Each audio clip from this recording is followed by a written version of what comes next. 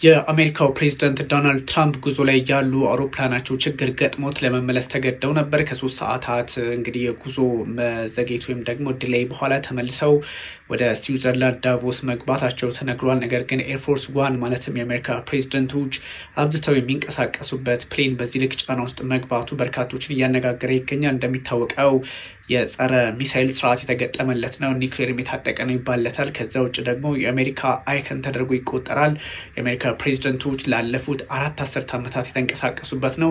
ኤርፎርስ ዋን 2 ናቸው። እንግዲህ እነዚህ ኤርፎርስ ዋን በነጭና በሰማያዊ ሲሆኑ አሁን በጣም እጅግ አስቸጋሪ የሆነው በተደጋጋሚ ፕሬዚዳንት ዶናልድ ትራምፕን ጨምሮ ችግር እየገጠመው ስለሆነ ነው። ፕሬዚዳንት ዶናልድ ትራምፕም ከዚህ ቀደም እንደዚሁ ጉዞ ላይ ያሉ ተመልሰው ወይም ደግሞ ወደ ሌላ ሄሊኮፕተር ተዛውረው ለመንቀሳቀስ ሞክረዋል፣ በብሪታንያ ማለት ነው። ከዛ ውጭም እነ ማርኮ ሩቢዮ ወደ ጀርመን ጉዞ ላይ ያሉ በኤርፎርስ ዋን ተመልሰው ለማረፍ ተገደዋል። ከዛ ውጭ ደግሞ የፔታክሰት መከላከያ ሚኒስትሩ ወይም የዋር ሚኒስትሩ በዛ ልክ ደግሞ እሳቸውም ተመልሰው እንዲያርፉ ተገደው ነበር ወደ ዋሽንግተንና በርካታ ጥያቄዎች የተነሳበት ይገኛል። ነገር ግን ፕሬዚዳንት ዶናልድ ትራምፕ በአንድ ሰዓት ላይ በአትላንቲክ ላይ ወይም ደግሞ በአትላንቲክ ባህር ላይ ከበረሩ በኋላ ተመልሰው ወደ እንግዲህ ሜሪላንድ ለማረፍ ተገደዋል።